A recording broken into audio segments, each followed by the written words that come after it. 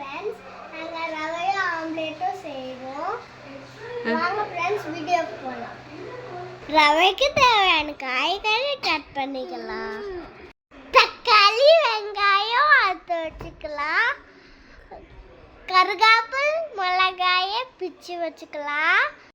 வள்ளித்தலையை cut பண்ணிக்கலாம். ரவையை போட்டு வச்சுக்கலாம். சட்டியில் எண்ணெய் ஊற்றி வச்சுக்கலாம். எண்ணெய் காஞ்சதும் கடுகு போடலாம். தாளுக்கு உளுந்து பருப்பும் கடலை பருப்பும் போட்டு வச்சுக்கலாம். அப்பறம் எல்லாத்தையும் போட்டு வதக்கிக்கலாம். உப்பு போட்டு நல்லா எல்லாத்தையும் வதக்கணும்.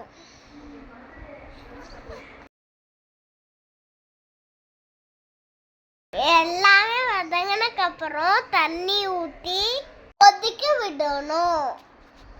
உப்பு பத்தாத்தி அதெல்லாம் போட்டுக்கலாம். தண்ணி கொதிச்சதும் ரவையை போட்டு கலரணும்.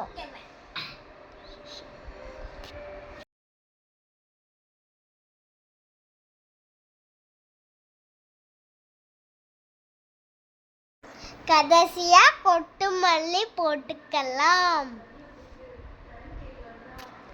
ரவை ரெடி ஆயிருச்சு. ஆம்லேட் போடுறதுக்கு முட்டையை உடைச்சு போட்டுக்கலாம். உப்பு போட்டு நல்லா கலக்கிக்கலாம்.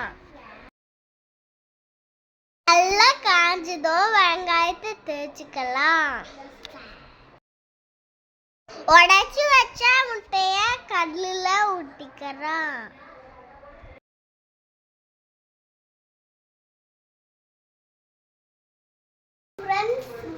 ஆம்லேட் கொஞ்சம் வெந்துருச்சு. இப்போ நம்ம திருப்பி போடலாம்.